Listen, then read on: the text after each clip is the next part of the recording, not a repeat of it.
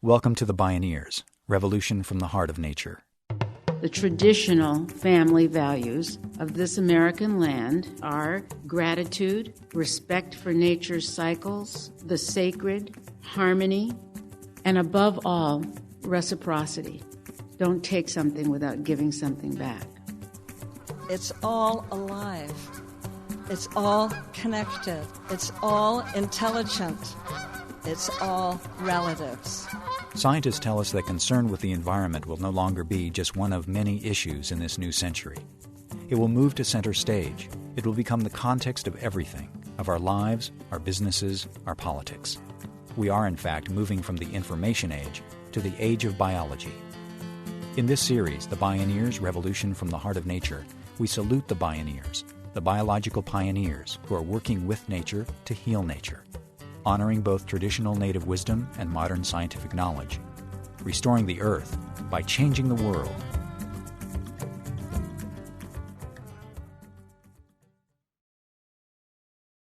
What might the world look like if most people, businesses, and governments lived and worked by a set of principles like these? Be sure to give back as much as you take. Live respectfully. Remember to be thankful that you're alive no matter the circumstances, and celebrate that gratitude with others regularly. When you leave, be sure you leave the place in as good a shape as you found it. Take care to provide for the children of your great-great-great-great-grandchildren and the children of all living things around you. Enjoy life, and don't take yourself too seriously. These are some of the principles and values at the heart of the indigenous wisdom of the Americas. They're values that sustained people for thousands of years in a balance that supported the land, waters, and air. In these ecologically dangerous times, many call for a fundamental change of heart if we're to restore vital ecosystems. These native ways offer direction toward nothing less than a value change for survival. In this program, we cross an invisible cultural threshold. We slow to Indian time, circular time, connected time, and explore value change for survival, all my relations, with Oren Lyons, Leslie Gray, and John Mohawk. My name is Neil Harvey. I'll be your host. Welcome to the Bioneers, Revolution from the Heart of Nature.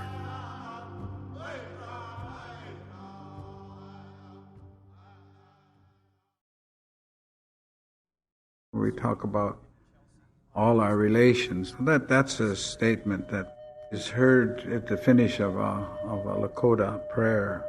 All their prayers, they always close with all my relations.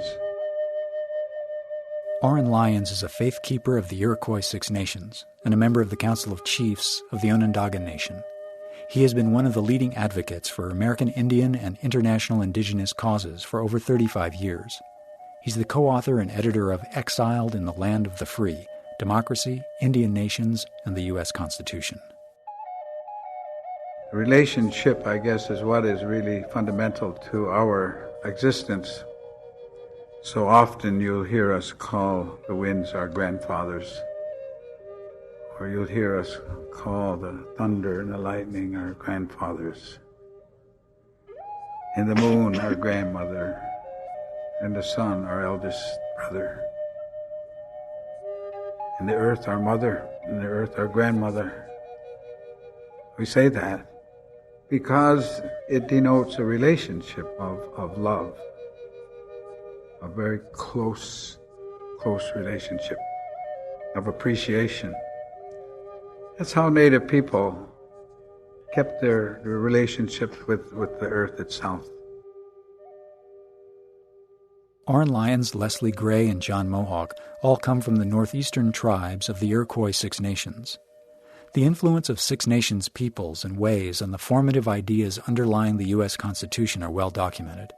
They are some of the keepers of what they call the original instructions, guidance most helpful in this time of climate change and geopolitical upheaval. Oren Lyons. Long time ago, and who knows how long, we had a lot of instructions. But one of them was, to be thankful. Fundamental instruction, be thankful. Be thankful for what you have. So our nations, we built nations on Thanksgiving. We built nations on ceremonies. When the Lakota is saying all of our relations, they are talking about life, total picture of life. And thus they create a community that's based on love and appreciation. It's based on responsibility, and it's based on cooperation, community. Maintaining a community based on love, appreciation, responsibility, and cooperation sounds great. But it's not easy. It takes work and time. The Native American relationship with time is radically different from that of the dominant culture that surrounds it. For people traveling in and out of Indian communities, it can be like stepping into a parallel universe, a universe of vital, engaged relationships and connected cycles. One of the problems that we have with understanding one another is that we live in a cyclical style. We live in a lunar year. We go around a season, and the next thing you know, here it is, spring again, here it is, time for the ceremonies for the maple tree, or time for the ceremonies for planting, or for the strawberry. It's a circle, and you come back around again and again. And our brother thinks in a straight line. He starts from here and he goes there. It is a very different way of thinking. I suppose they both have their salient points, but I think that over a period of time, one of the reasons why we follow that cycle, because we've learned to appreciate the relationship that we have with the seasons, with something that grows. It's like in the spring when a young sapling is growing, and then it becomes summer and the sapling is strong, and then in the fall it's a big tree, but the leaves are now gone and the limbs are breaking, and then it falls and it goes back to the earth. And that's the way we are. We start young, we have our summer, we have our fall, and then we fall, then we go back to the earth, and your body does its last duty, which is to mix up with the earth and feed the worms and come back again in another form. Your spirit moves, because we believe in the spirit. Native people, indigenous people believe in another power. We understand another power. We don't challenge it. We don't challenge it. We have a belief. And we also have a lot of evidence as to how it works. We have old cycles, very ancient cycles. So the earth also has its cycle, bigger, older, longer. The time frame of a mountain is a lot longer than the time frame of a human life. It's a lot longer than the time frame of a mouse, and a mouse time frame is a lot longer than an ant's. They all have their time frames, and they're all relevant, and they're all real. And we have to see where we fit in all of this cycle. And so in this cycle, once we get into it, we call it the law of the seed. The law of the seed. We are seed, ourselves are seed. We started from a seed.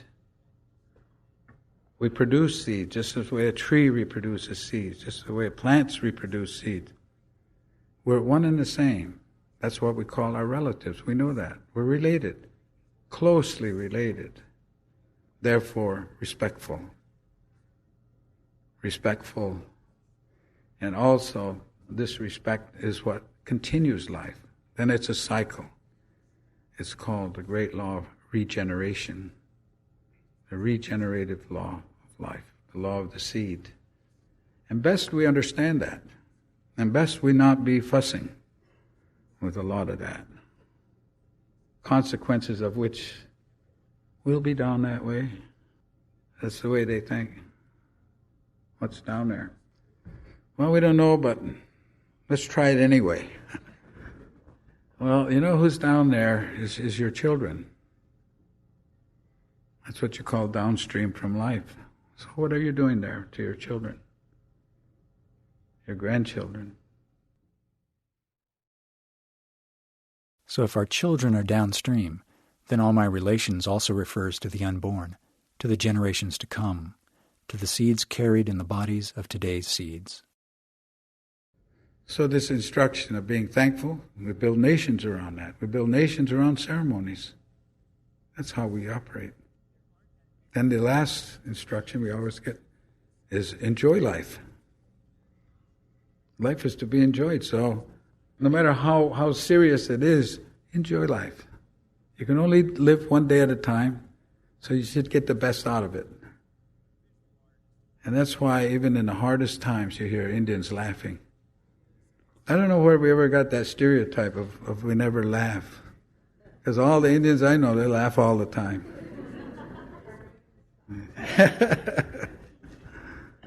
Because we enjoy life. Enjoy life. We don't take ourselves too seriously. After all, we are just who we are, but we do the best we can. And the instructions is what is important. The instructions of your community and your leadership and your community and your nation, what you're based on, fundamental.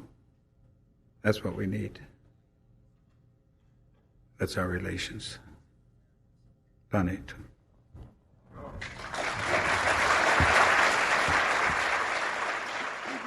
Oren Lyons.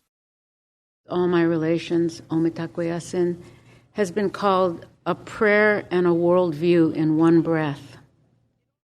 Leslie Gray is an Oneida psychologist who teaches in the San Francisco Bay Area. The founder of the Woodfish Institute, she maintains a psychotherapy practice in San Francisco. Native American spiritual beliefs and practices also illustrate the inherent relatedness of all things.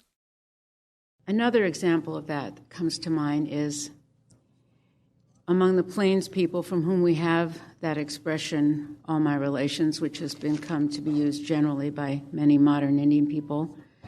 There's the story of White Buffalo Calf Woman, who was the person who brought the pipe and brought the sacred rites. When she brought the pipe, she said something very interesting about it that I have never heard. I've done some study of cross-cultural spirituality, comparative religion. I've never heard a statement like this. And she iterated and reiterated it to the people. And she said, with this pipe, you pray for and with everything. Almost every religion I've ever studied or been exposed to has the idea of praying for something. But this idea of that when you use this pipe, the stem of which represents the growing things on the earth and the bowl of which represents the human beings, it's red clay and the feathers, the wingeds and the smoke, the air, etc., that when you pray with this, you pray with everything and for everything. Somehow, what she's saying there goes again to the core of this different worldview, of this shift in worldview that happens when you go from the Indian world to the Euro-American world or the European world. My thinking about this has been that I need to examine closely then what's going on in these worldviews that clashes so much. And it seems to me that the Western worldview came from a framework in which one sees human beings as having been kicked out of paradise because they were bad and must wait here to atone to go to a far, far better place than here. It seems to be what is behind that worldview. And then the Indian worldview, in one way or another, is this is paradise. This is what's sacred. And I am part of it, not separate from it, and certainly not ejected from it. Oneida psychologist Leslie Gray. She continues when we return with Oren Lyons and Turtle Clan Seneca John Mohawk. This is Value Change for Survival, All My Relations. My name is Neil Harvey. You're listening to the Bioneers, Revolution from the Heart of Nature.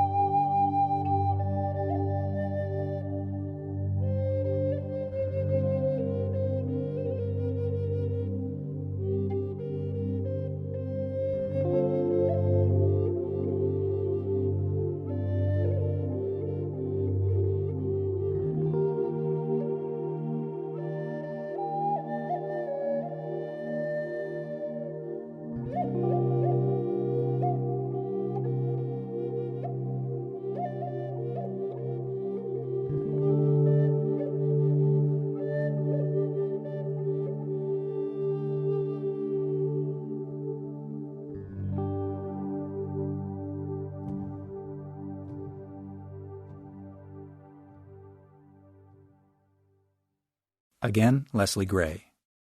I'm a member of the Society of Indian Psychologists.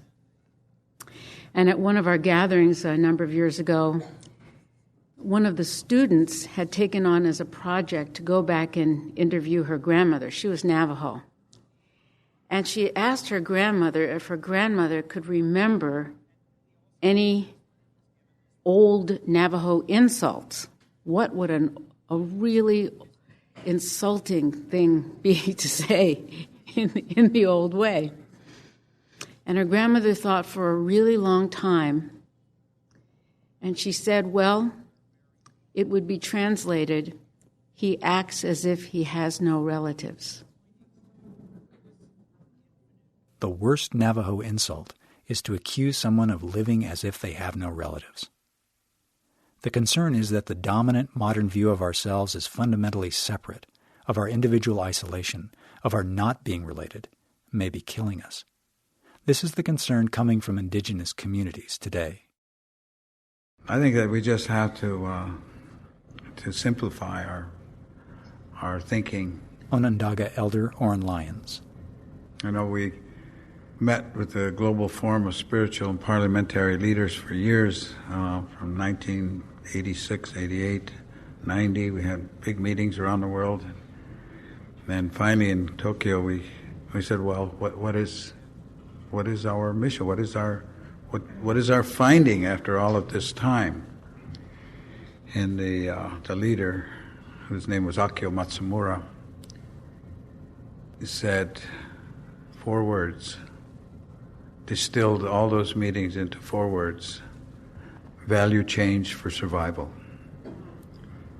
Change your values or you're not going to survive. That's again simple, but very difficult. So I don't know. I think getting back, finding our way again to ceremony, I think is very important. Understand the relationship you have with the earth and with everything about it,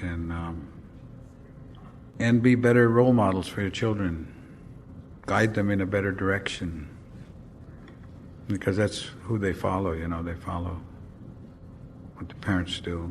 They follow what they see. And simplify, because you're going to have to do that anyway at the end of the day. Value change for survival. The Hopi and other Aboriginal peoples have warned for decades of planetary-scale ecological breakdowns if the laws of nature are not respected. More and more eminent scientists are raising dramatic concerns about global climate change, and the myriad interconnected effects of destructive human practices are increasingly coming to light. If the root problem is at the values level, what does that really mean? And I'm going to say this is what I think is the fundamental conflict on this topic between the indigenous world and the rest of the European world. Turtle Clan Seneca, John Mohawk, is a professor of American Studies at the University of New York at Buffalo and author of the book Utopian Legacies.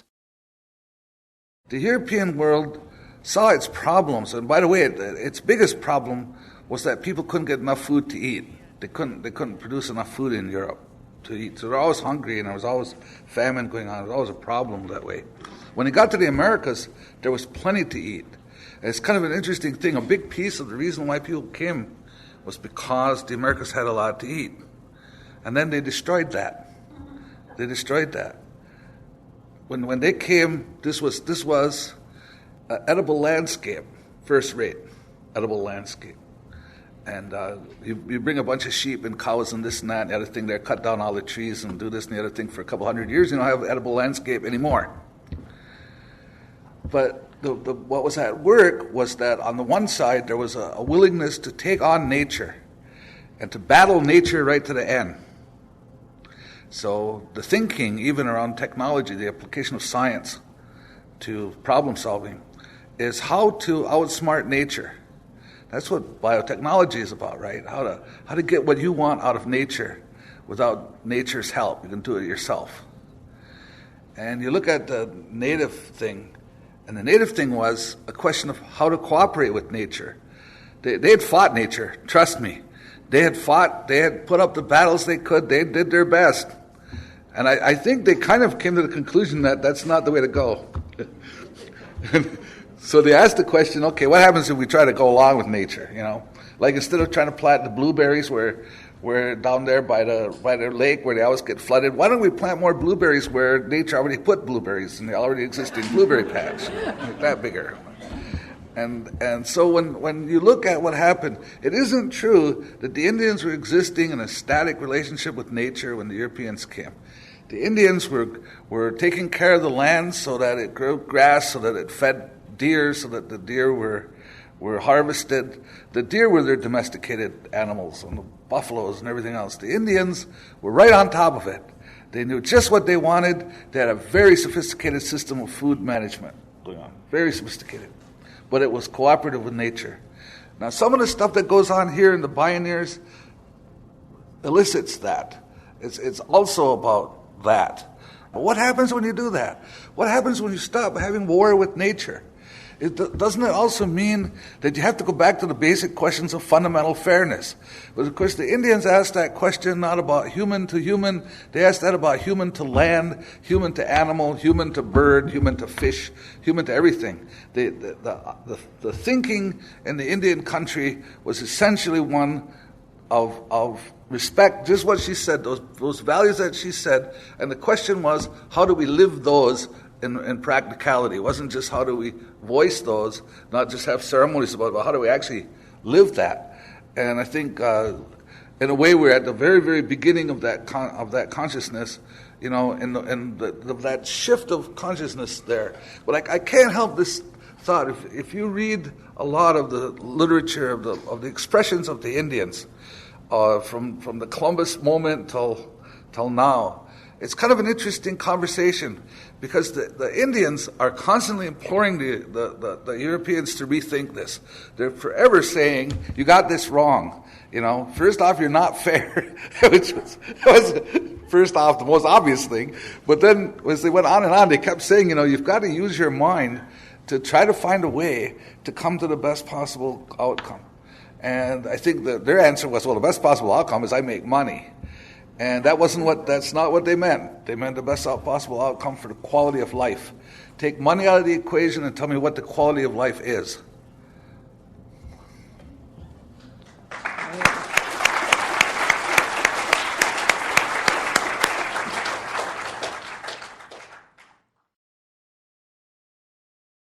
In a universe of beings intimately related, the biosphere is our family.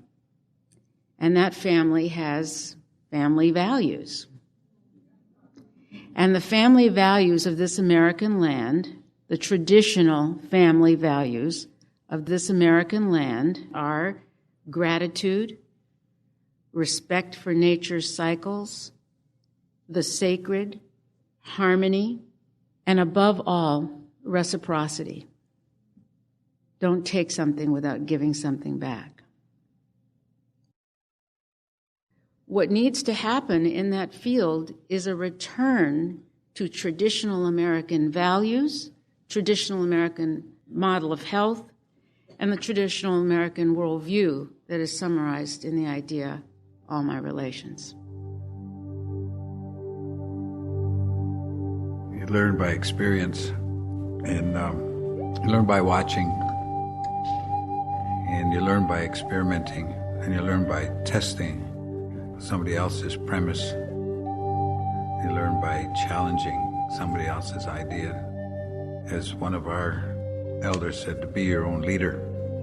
That way you're going to get yourself through. You learn by listening, but experience is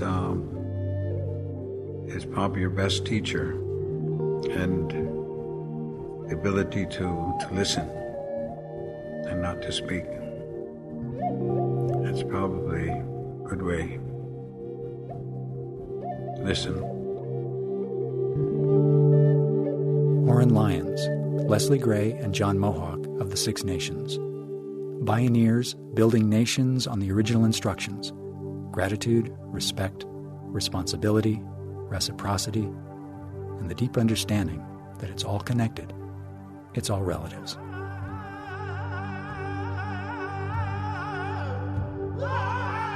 Value change for survival. All my relations.